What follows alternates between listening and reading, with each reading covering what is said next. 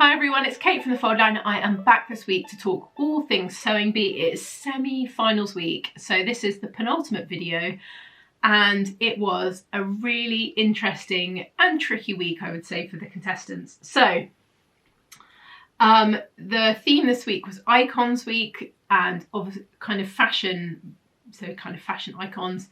The technical challenge they had to do, where they were making a dress that was based on a kind of inspired by Balenciaga.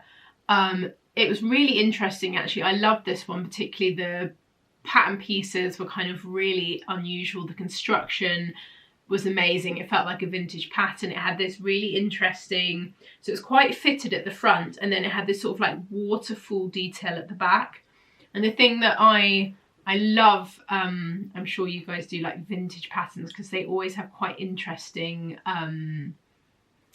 construction details. So the thing that was really interesting for me, to make this dress quite fitted at the front, there was an internal belt that you couldn't see that kind of that went round your waist to hold the dress sort of fitted at the front, which I thought was really clever. And then the back was really loose, so it kind of created a sort of optical illusion. It was really interesting. It had like grown on sleeves, and then it had this kind of gusset underneath the sleeve, which was there to help you move, but it made construction wildly difficult for everyone. I thought they did amazingly. It was a really tricky one, and sewing it in crepe, and yeah, it was just, there was a lot going on. So pattern wise, I found something that was similar, not perfect, because it was a very unusual design. The Vogue 1982, I thought, had a real feel of it. So it was a very fitted dress, and then it had this kind of amazing cape feature, which kind of comes, it's kind of raglan sleeves, and the cape is sewn into the dress. It's a really cool pattern, actually. And you can also make it full length, which is really quite full on as a look, to be honest. I'll sort of show you the long one. But it could be really cool for a like evening gown. And especially if you don't like your arms, they're kind of covered, or you get cold. I'm always cold. This could be a good option for the kind of, you're showing your arms, but you're kind of protected. So yeah, it's quite a cool pattern. Definitely worth having a look at if you like that sort of feel. Again, any suggestions, especially this week, it was quite tricky. Suggestions welcome, because I am all ears for some of it. Next up, we had the upcycling challenge. This was quite interesting. So the designer was Jean-Paul Gaultier, and they had basically an enormous pile of men's ties that they had to use to make garments. And I really love what they did. It felt really kind of creative and like fun, and they made some quite cool stuff. And then the final challenge was making a garment inspired by Coco Chanel. I really liked it because they actually didn't go for things that felt really obvious. I was expecting like a little the classic little Coco jacket, but actually they did quite interesting things. So it was really fun to kind of look for them. So first up, we've got Elsa. She made it was like a little waistcoat, a kind of shirt bib, and a kind of tiered ruffle skirt, which was quite amazing and really difficult because she had so many items to make. As soon as she said what she was doing, I'm sure you all felt it too, the like stress on her behalf started, and I was basically stressed for the entire time watching it because I was like worried about her. But she managed to get there in the end, and it was so hard to watch how you could just see how stressed she was. So I've looked for the waistcoat and the skirt. So the waistcoat, now I saw a pattern piece on Show Up on the programme, and I'm 99% sure it's a folk wear pattern. I looked at their waistcoat patterns, and she'd obviously altered it quite a lot from the original pattern. So I then thought, actually, it's probably more useful for you guys to have a pattern that felt more similar to what she actually ended up making. So if you loved that, it was a folkwear vest pattern, and it's called the Vest. It's a unisex pattern. But if you want something with less pattern altering, the the common stitch pipit vest. It felt really similar. You'd have to shorten it a little bit, but the proportions felt similar, and the V-neck was kind of slightly lower. Like, it just felt like a good option, definitely as a starting point. So that was for the top half, and then the bottom half I picked a McCall's pattern. It's the 8150, which felt really similar. Elasticated waist, tiers, and you can do as many of them as you want. Also, there's an option to add like a ruffle onto the bottom of the tier if you want to go full throttle on gathering. You get very good at doing that. But I thought this one felt quite similar, so those two were for her.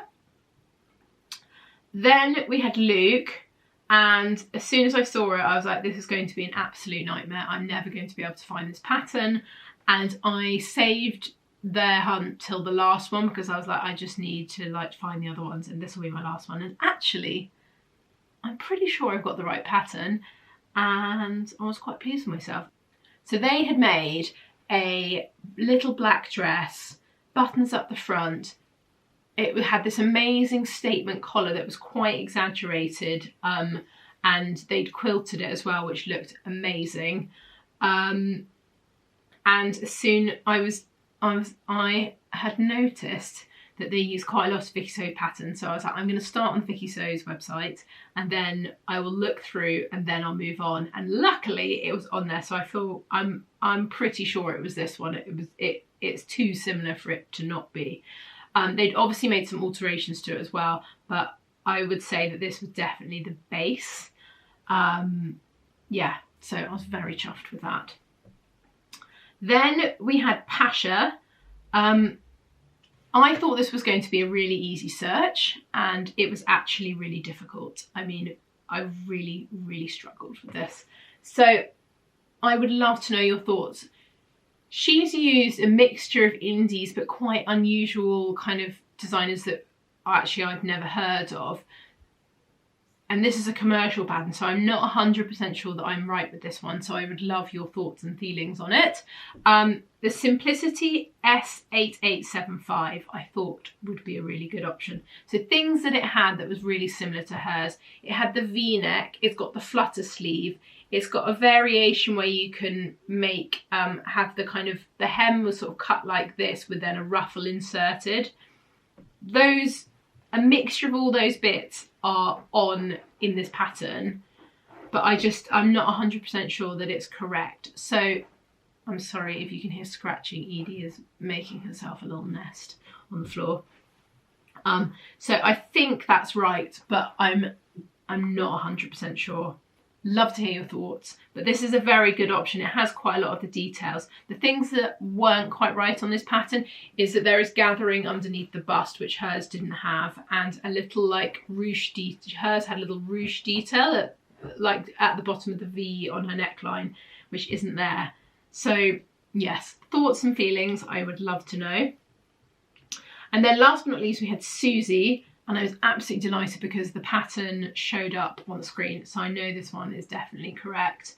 It's from a designer called Gracie Steele, and it's called the Blooming Bustier dress. And if I show you the line drawing, you'll get it, because it's got that sort of the panel dress and the structure that hers had. It's quite an exaggerated kind of look, and she'd extended it as well to make it long. But I thought, I know that is definitely the right pattern. It's quite an interesting one. I felt really sorry for her. I thought she had like a rough, like she'd done so well and the fit just wasn't quite there, and it just, you know, I felt like, you know, when you've worked so hard on something and then the fit isn't quite right, and oh yeah, she just had a bit of a rough week.